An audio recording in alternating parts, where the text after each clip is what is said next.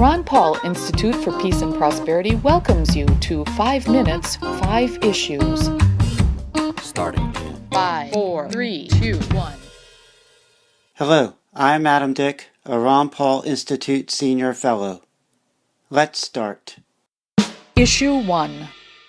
During his Tuesday State of the Union speech, United States President Donald Trump talked about suffering years back by Seong-ho and members of Seong-ho's family in North Korea. Then Seong-ho stood up in the audience. Trump suggested the North Korea government was to blame for the suffering. 2 weeks back, U.S. Secretary of State Rex Tillerson, in an on-stage conversation with former Secretary of State Condoleezza Rice at a Hoover Institution event, claimed credit on behalf of the U.S. government for North Korean fishermen in boats with insufficient fuel, enduring great danger and dying in desperate efforts to collect fish due to a food shortage. This suffering is good, Tillerson claims, because it shows U.S. sanctions against North Korea are working. Issue 2. In the December 10, 2016 episode of 5 Minutes 5 Issues, I mentioned that one benefit of California voters approving marijuana legalization the month before is that some people will be able to clear their records of marijuana convictions.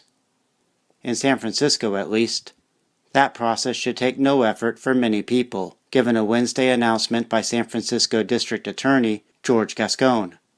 Rather than leaving it up to individuals to petition the courts, which is time-consuming and can cost hundreds of dollars in attorney fees, writes Evan Sarnofsky at the San Francisco Chronicle, Gascon said San Francisco prosecutors will review and wipe out convictions en masse. Issue 3. The U.S. government is moving forward on using facial recognition technology to identify people in American airports. Jefferson Graham reported Thursday at USA Today that Dan Tansier, the Deputy Executive Director of U.S. Customs and Border Protection, says the plan is to implement within 4 years a program using the technology to match a database photo, such as from a passport, with a photo generated at the airport, largely first for international flights, and then for domestic flights as well. Graham notes that some airlines are already testing such facial recognition use at some airports, and that the San Jose, California airport hopes to go 100% biometric for international travels this year. Issue 4. In a Thursday speech at the University of Texas, Secretary of State Rex Tillerson spoke about Venezuela, criticizing what he called the corrupt and hostile regime of Nicolas Maduro in the South American country. Tillerson continues that, in his words, this regime clings to a false dream of antiquated vision for the region that has already failed its citizens. So what does Tillerson propose the U.S. do to fix that? In the Q&A after the speech, Tillerson insisted that we have not advocated for regime change or removal of President Maduro. That would be good if true.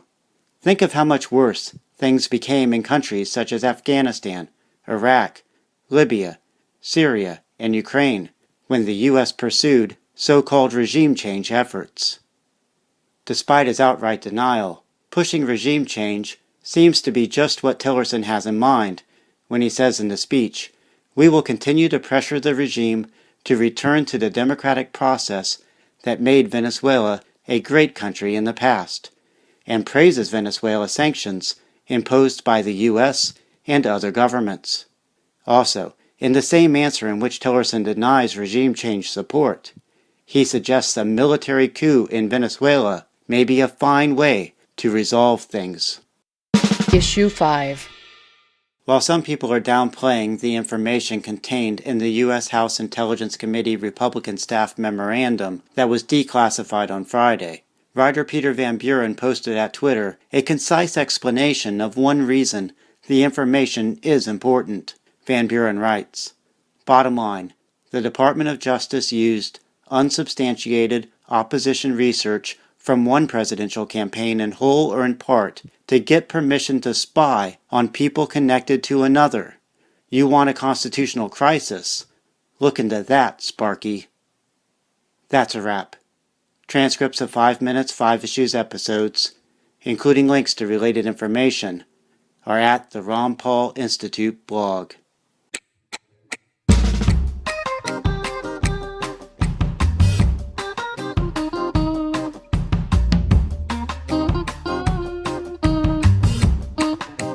Five, four, three, two, one.